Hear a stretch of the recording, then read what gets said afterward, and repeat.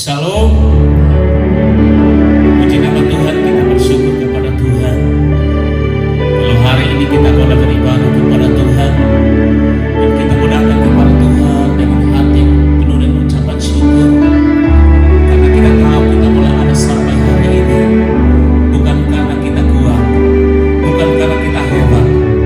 Ini semua karena anugerah Tuhan buat kita semua. Mari kita bersyukur dan berpuji nama Tuhan. Kita mau katakan bahwa apapun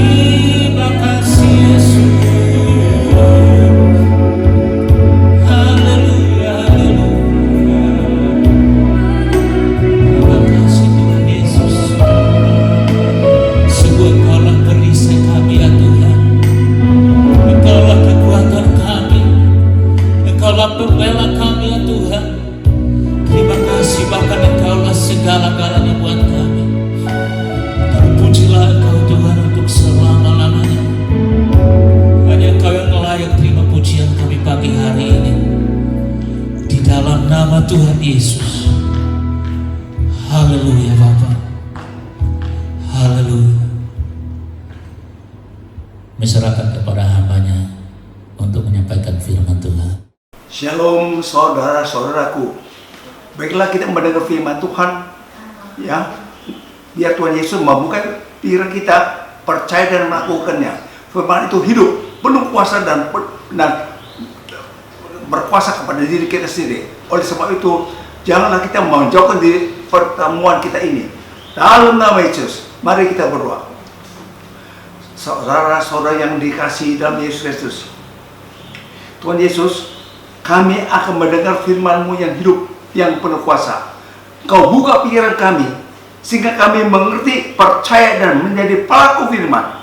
Firman-Mu itu terang bagi hidup kami, dan pelita bagi kaki kami. Tuhan Yesus, kami percaya Engkau berserta dengan kami. Dalam nama Yesus, amin. Shalom saudara-saudara. Baiklah kita mendengar firman Tuhan yang terambil dari Mazmur 119 ayat 130 yang berbunyi, bila tersingkap firman-firman-Mu memberi terang, memberi pengertian kepada orang-orang bodoh.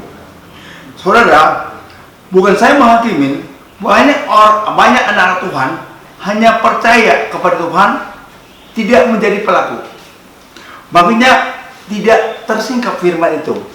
Dikatakan tadi, bila tersingkap, terbuka firman-firman-Mu memberi terang, artinya memberi pengertian kepada orang-orang bodoh. Kita sering pergi ke gereja, dengar pendeta khotbah, keluarkan ayat-ayat firman Tuhan. Oh, kita cuma percaya Tuhan, lakukan tidak mau. Mana mungkin bisa tersingkap, saudara? Tidak mungkin bisa tersingkap. Nggak percaya, kita lihat firman Tuhan benar apa bohong. Dan yang terambil dari Matius 15 ayat 8 dan 9. Bangsa ini atau jemaat ini memuliakan aku dengan mulut bibirnya, padahal jauh hati daripadaku. Percuma dia beribadah kepadaku yang dia ikut, yaitu perintah manusia, bukan perintah Allah, yaitu Yesus. Nggak ada gunanya saudara pergi gereja, dengar firman pendeta khotbah, saudara cuma mengut-mengut atau berkata amin, amin, cuma percaya doang, tidak menjadi pelaku, makanya tidak tersingkap. Saya bukan menghakim, sekali lagi, banyak orang Kristen yang percaya terima Yesus tidak tersingkap. Kenapa tidak tersingkap? Nanti saya buka rahasianya. Kenapa tidak tersingkap? Padahal orang Kristen dong. Kita lihat sekarang. Ya, kita buka saja yang terambil dari Injil Matius 22. Matius 22 ayat yang ke 37. Lihat saudara, Tuhan berkata apa? Kasihlah Tuhan Allahmu dengan segenap hatimu, dan dengan segenap jiwamu, dan dengan segenap akal bunimu. Itulah hukum yang terutama dan yang pertama. Dan hukum yang kedua yang sama dengan itu ialah kasihlah sama manusia seperti dirimu sendiri. Pada kedua hukum itu tergantung seluruh hukum Taurat dan para nabi. Kalau ada hukum, kasihlah Tuhan Allahmu, dan inilah dengan segala genap hatimu dan segenap jiwamu dan segala akal budi. Itu hukum yang pertama.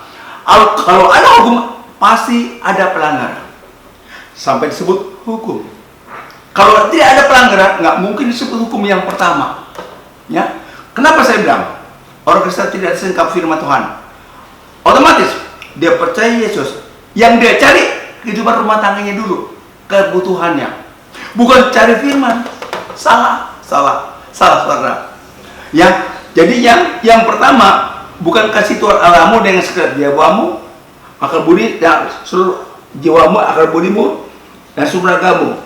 Itu hukumnya pertama. Tapi kita mengasihi keluarga kita cari duit dulu. Ini salah, saudara. Kalau saudara utamakan firman Tuhan dulu, hukumnya pertama, nggak mungkin hidup saudara terlunta-lunta. Apa itu unta? Mengalami sakit penyakit, mengalami kesulitan ekonomi, mengalami problema-problema yang menghantui saudara. Nggak mungkin kalau kita utamakan hukum Tuhan, nggak mungkin. Makanya saudara mesti ikut hukum Tuhan. Itulah hukum yang pertama. Kasih Tuhan Allahmu dan segala hatinya dan sebagainya. Itu hukum yang pertama. Yang kedua baru hukum yang kedua. Ini banyak orang salah kaprah. Pertama bukan dia kasih Tuhan Yesus, dia kasih keluarganya dulu. Cari duit dulu baru keluarganya. Ya? Nah, udah cukup baru cari Tuhan. Ini salah besar, saudara. Makanya tidak tersinggah firman itu, tidak memberi terang kepada saudara dan saya. Ya, nah, kalau kita utama Tuhan, terlebih dahulu tersingkap, otomatis kita melanggar, tidak melanggar. Makanya bukan saya menghakimin. Kenapa orang Kristen sakit? Kenapa orang Kristen susah ekonomi? Kenapa orang Kristen banyak persoalan problema? Mari kita buka yang terambil Ratapan 3 ayat 39 40. Mengapa orang hidup mengeluh? Sakit penyakit, kesulitan ekonomi, hancur rumah tangga. Itu namanya mengeluh. Ya? Mengapa orang Kristen mengeluh? Dia mengeluh tentang dosanya. Jadi dia tidak utamakan Tuhan dulu. Nomor satu, utamakan keluarganya. Otomatis Tuhan bilang, masa bolehlah engkau. Nah, engkau yang tanggung sendiri. Kalau engkau utamakan aku dulu, yaitu firman-Ku, percaya dan menjadi kamu bilang, nggak mungkin aku tidak bela engkau, nggak mungkin lah Tuhan. Ya, saudara, Mazmur 107 ayat 11. Oh, dikatakan apa? Kita baca aja. Mazmur 107 ayat 11. Beginilah firman Tuhan yang berbunyi, karena mereka memberontak terhadap perintah Allah, bukan mengasihi Tuhan Allah terlebih dahulu, dan nasihat yang maha tinggi. Salah kita sendiri, saudara. Kita tidak utama Tuhan. Kita utamakan keluarga kita terlebih dahulu. Pertama, kedua, baru cari Yesus. Terbalik, saudara. Makanya ada hukum karena seorang melanggar. Saya kasih tahu, kalau kita melanggar firman Tuhan, terima hukumannya, yaitu kesulitan ekonomi, hancur rumah tangga, berbagai problem persoalan yang akan dihadapi. Kita hadapi. Ini hukumnya. Kita buka sekarang. Yang terambil, kita buka dari, kalau nggak salah, dari, tunggu,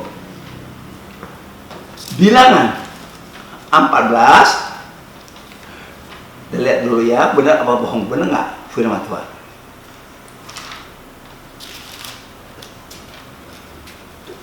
Bilangan 14 ayat 18. Saya ulangin. Bilangan 14 ayat 18. Tuhan itu panjang sabar dan kasih setianya berlimpah-limpah. Ia mengampuni kesalahan dan pelanggaran. Tapi sekali-kali, perhatikan, tetapi sekali-kali tidak membebaskan orang yang bersalah dari hukuman. Bahkan ia membalaskan kesalahan bapak kepada anak-anaknya, kepada keturunan ketiga dan keempat. Tuhan mengampuni kalau kita minta ampun. Tapi hukuman tetap jalani. Maka tadi dikatakan, ini hukum pertama, kasih Tuhan Allahmu. Kalau kita melanggar, pasti ada hukumannya. Ya, kita minta ampun sama Tuhan, Tuhan ampunin. Tapi hukuman harus jalani. Nggak bisa tidak. Firman Tuhan yang dia bicarakan, keluarkan ayat, harus digenapi. Kita buka Kolose 3 ayat 25. Siapa yang berbuat salah mendapat hukuman. Tuhan tidak mau menang dulu. Kalau kita berbuat salah, pasti dapat ganjaran. Pasti. Contohnya begini, orang tua kita sebagai anak, kalau kita tidak nurut perkataan orang tua marah nggak? Sedih nggak? Otomatis dihukum kita. Ya. Nah, begitu juga Allah menghukum kita. Kita melanggar firman Tuhan, nggak menurut perintahnya. Coba kalau saudara menurut, nggak mungkin ada hukum pertama, nggak ada, dan hukum yang kedua. Asik kalau ada perkataan hukum, berarti ada pelanggaran. Pasti itu ada pelanggaran. Nah, kita banyak orang Kristen tidak tersingkap. Makanya hidup kita penuh trouble, penuh kesusahan. Ulah kita sendiri salah kita sendiri. Kenapa berbuat begitu? Nggak mau nurutin. Kalau kita nurutin, pasti kita nggak dapat trouble, nggak dapat kesusahan. Allah bela, Allah maunya kita turutin. Kita ciptaan Dia, bukan kita ciptaan orang lain. Ciptaan Dia, dikasih roh bisa napas. Otomatis kita harus tunduk kepada Dia. Jangan sekali-kali melawan. Kalau kita melawan, sama juga kepala kita bentuk tembok, hancur saudara. Saya paling takut sama firman Tuhan, bukan takut sama manusia. Manusia sekalipun bisa bunuh saya dengan senjata api atau dengan pisau, tapi roh saya tidak mati. Tuh mati, semua orang bisa mati, tapi roh di tangan Tuhan nggak mungkin mati. Maka saudara, untuk tersingkap, jangan sekali-kali saudara melanggar firman Tuhan. Ya, kalau kita melanggar firman Tuhan, pasti mendapat hukuman. Kita lihat yang terambil Markus 18 ayat 26-27 yang berbunyi, terhadap orang yang setia, aku berlaku setia. Terhadap orang yang tidak bercela, aku berlaku tidak bercela.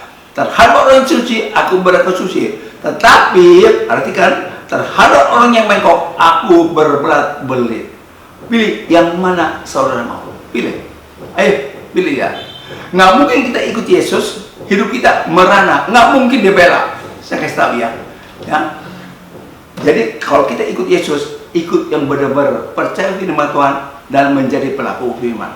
Jangan kita setengah-setengah. Ya, kita pendidikan keluarga kita dulu. Udah semua serba cukup, udah happy keluarga kita, baru kita cari Tuhan.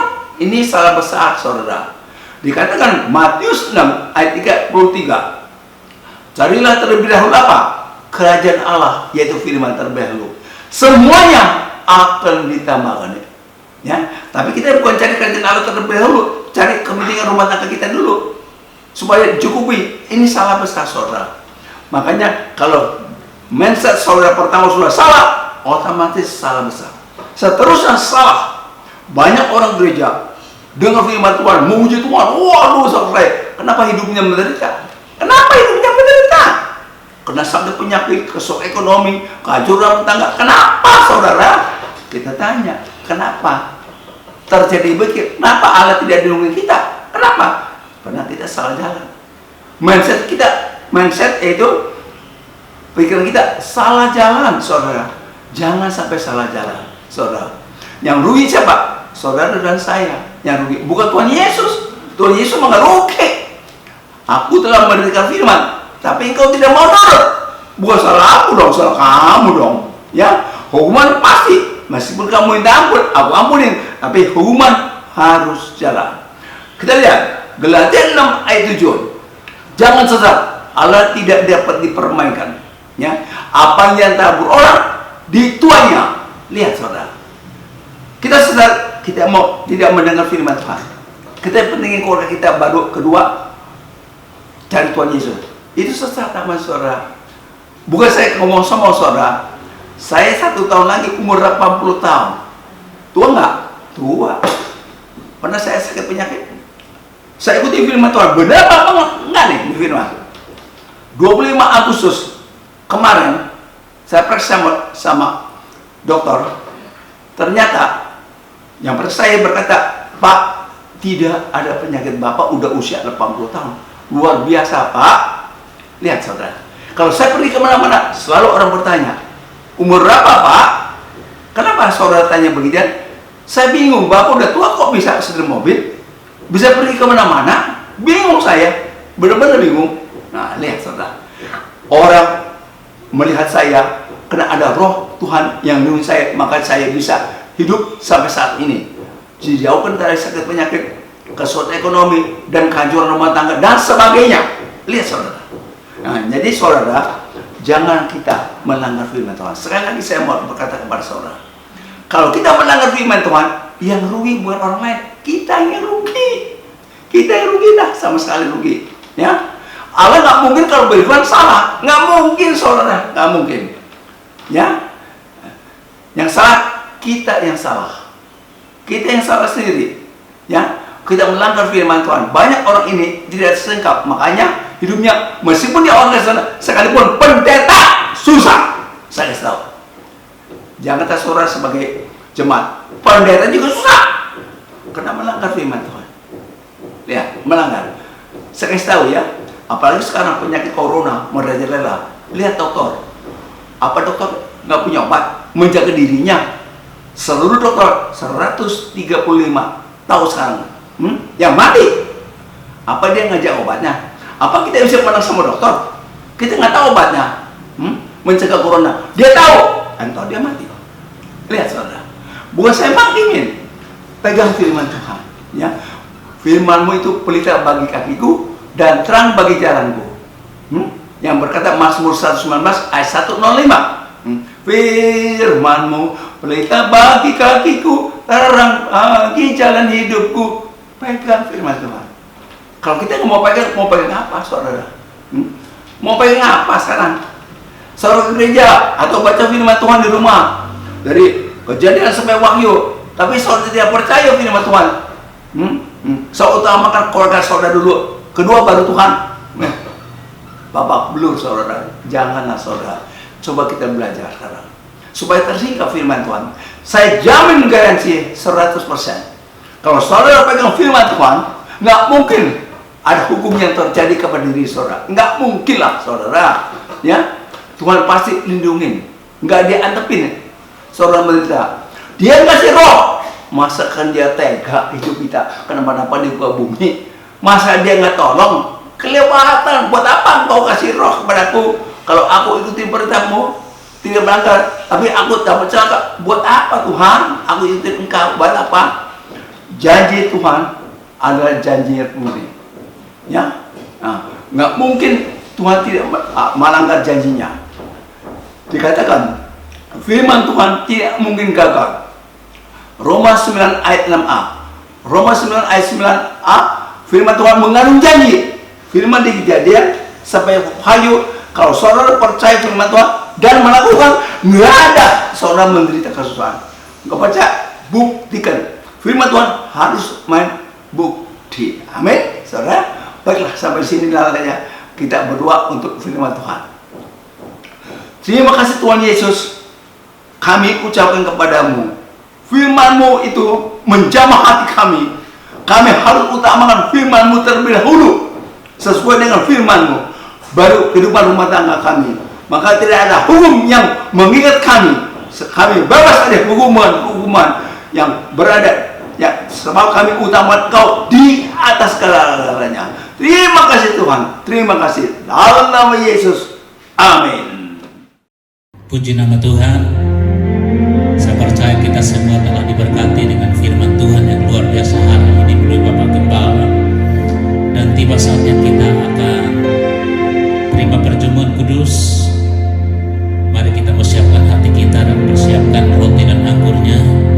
Dan kita akan mengikuti panduan dari Bapak Gembala kita. Kita naikkan pujian bersama-sama sebelum kita akan menerima perjamuan kudus. Kita naikkan pujian ini bersama-sama. Kita mau katakan, sebab Dia hidup, sebab ada hari esok. Haleluya.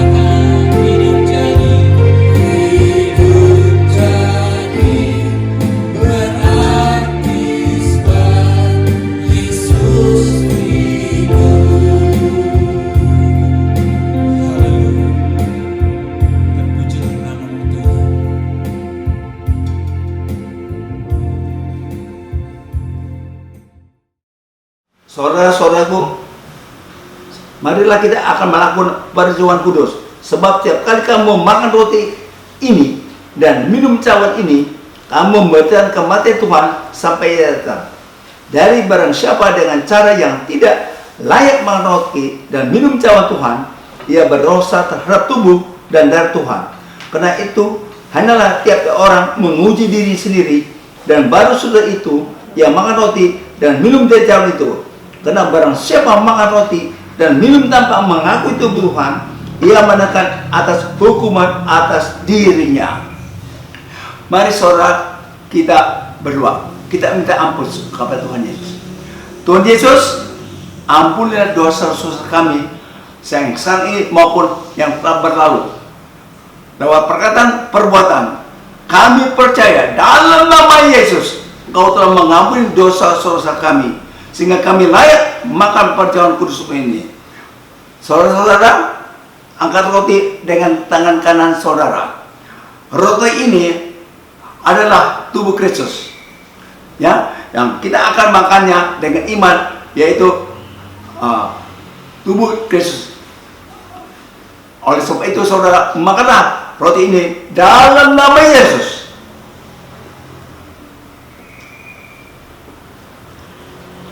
Angkat cawan anggur tinggi-tinggi dengan tangan kanan saudara. Kami akan meminum cawan anggur dengan iman. Sebenarnya kami akan minum darah-Mu. Minumlah saudaraku dalam nama Yesus. Terima kasih Tuhan Yesus. Terima kasih. Kami telah melakukan perjamuan kudus ini. Kami percaya Engkau telah hapuskan dosa-dosa kami dalam nama Yesus. Terima kasih untuk berkat-Mu Engkau yang berikan kepadaku, yang penuh kuasa dan penuh ajaib. Terima kasih. Oleh karena itu, terimalah saudara-saudaraku dengan membawa berkat damai sejahtera daripada Allah Bapa, Allah Anak, dan Allah Roh Kudus mulai saat ini sampai Maranatha. Tuhan Yesus datang yang kedua kali. Dalam nama Yesus. Amin. Bapak Ibu, sekali lagi saya himbau jangan lupa untuk tetap saksikan ibadah online di YouTube. GBI Taman Surya 1 akan selalu tampil setiap hari Minggu jam 9 pagi. Jangan lupa untuk subscribe, like, share, dan komentar. Terima kasih.